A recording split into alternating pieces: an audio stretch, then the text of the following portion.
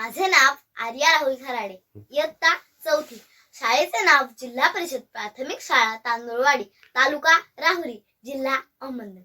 आज मी तुम्हाला कथा सांगणार आहे चंद्रशेखर आझाद यांची. चला तर मग आपण आपल्या कथेला सुरुवात करूया. महात्मा गांधी यांच्या आंदोलनाने प्रेरित होऊन बनारस येथील शाळेतील 14-15 वर्षाच्या काही मुलांनी आंदोलनात भाग घेतला, पण इंग्रजांनी त्यांना पकडले आणि कोर्टात हजर केले. जजने त्यांना विचारले, तुझे नाव काय? त्याने सांगितले, माझे नाव ऑक्टोबर. वडिलांचे नाव काय? नोव्हेंबर. आडनाव काय? डिसेंबर. काय चाललंय हे? खोटी माहिती दिलीस तर शिक्षा होईल तुला. त्याने दुसऱ्या मुलाला विचारले, तुझे नाव काय? माझे नाव चंद्रशेखर. वडिलांचे नाव काय? स्वातंत्र्य. आडनाव काय? आझाद. त्याच्या लक्षात आले की हाही मुलगा आपल्याशी खोटं बोलतोय आणि त्याच्या उत्तरावर चिडून त्याने 14 फटक्यांची शिक्षा दिली आणि त्यांनी सांगितलं, मी राहतो जेलमध्ये.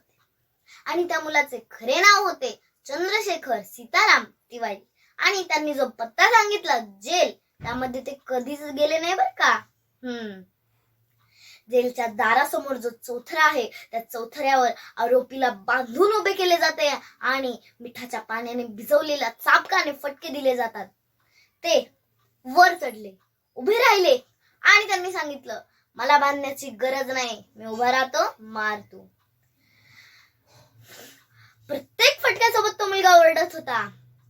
दुसरा फटका अजून जोरात, तिसरा फटका अजून जोरात, चौथा फटका अजून जोरात. प्रत्येक फटक्यासोबत तो मुलगा ओरडत होता, वंदे मातरम, वंदे मातरम, वंदे मातरम. 14 फटके त्या मुलाने उभे राहून सहन केले आणि आता तो मुलगा चक्कर येऊन पडणार तेवढ्यात गर्दीतला एक माणूस धावत पळत आला आणि त्या मुलाला त्याने झेललं. आणि जेलरने त्या व्यक्तीला आणि त्या मुलाला बोलवलं.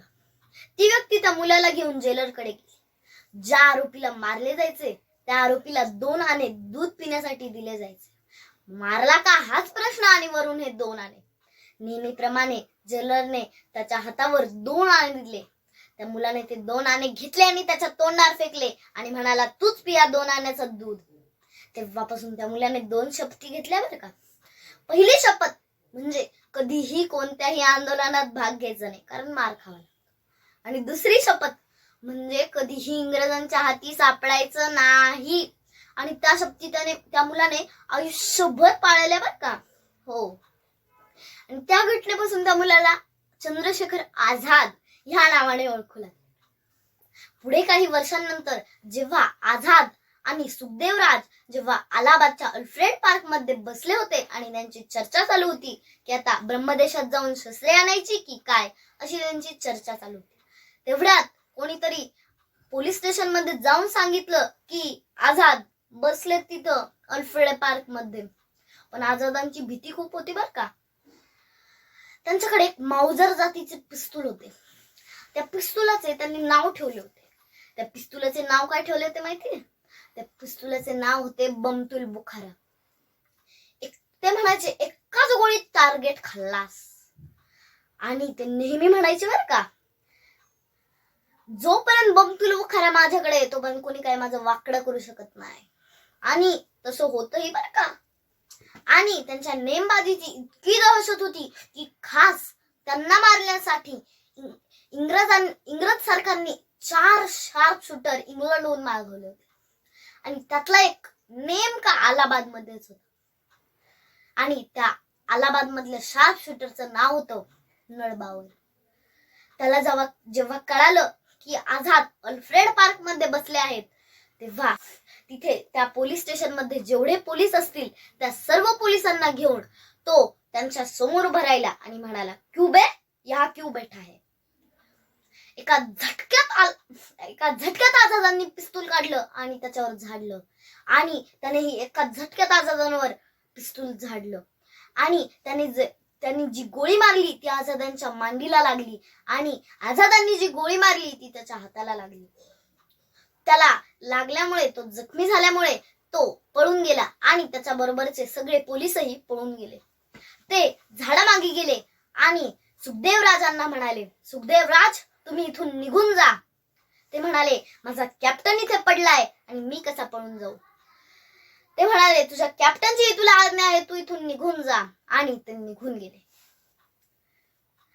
आणि तेव्हा अजून एका पोलीस अधिकाऱ्याला समजलं की आझाद आहेत त्या अल्फ्रेड पार्क मध्ये, आणि त्या अधिकाऱ्याचे नाव होते मोहम्मद जुमान. तो 20-22 पोलीस अधिकारी घेऊन आला आणि एका बाजूने 20-22 जण फायरिंग करतायत आणि एका झाडाच्या मागून आझाद फायरिंग करतात. त्यांची एकनेक गोळी सांगत होती की मी इथून पळून जायला आलेलो नाही, मी लढणार. आणि ते लढले. आणि मग त्यांच्या लक्षात आले की आता आपण इथून पळून निसटून जाऊ शकत नाही. तेव्हा त्यांनी स्वतःच्या कणपटीला बंदूक लावून एक गोळी झाडून घेतली आणि त्या झाडाखाली त्यांनी हौतात्म्य पत्करले. 5 मिनिटं झाली, 10 मिनिटं झाली, 15 मिनिटं झाली, अर्धा तास झाला फायरिंग होईना. हे बघून हळूहळू पोलीस अधिकारी घेरा करत जवळ येत होते. तरी त्यांच्या मनातली भीती अजून गेली नव्हती. त्यांना असं वाटत होतं की आता हा उठेने आपल्या अंगावर गोळी झाडेल का काय.